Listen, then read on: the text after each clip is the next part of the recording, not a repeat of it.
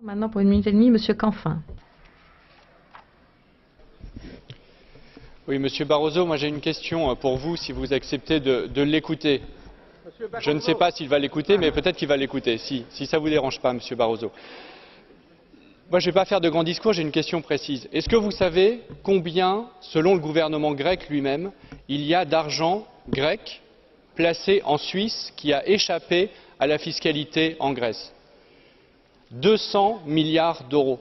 200 milliards d'euros, c'est l'équivalent d'1 an de PIB en Grèce. C'est l'équivalent de 2/3 de la dette grecque.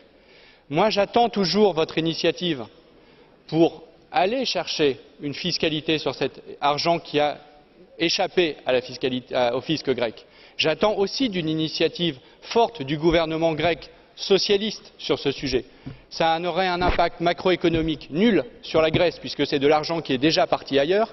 C'est une politique qui est socialement parfaitement juste et le gouvernement grec, en engageant cette initiative, a besoin de l'Europe.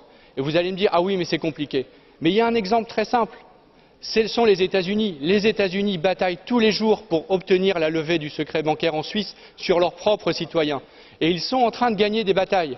Et nous, pendant ce temps-là, soit on ne fait rien, soit on fait des choses en ordre totalement dispersé, contre-productives, comme viennent le faire le Royaume-Uni et l'Allemagne en signant un accord avec la Suisse qui limite les capacités d'action de l'Union européenne. Mais votre initiative, elle est attendue, 200 milliards d'euros, c'est majeur. On ne peut pas demander aux contribuables européens d'être solidaires si les riches grecs ne le sont pas non plus.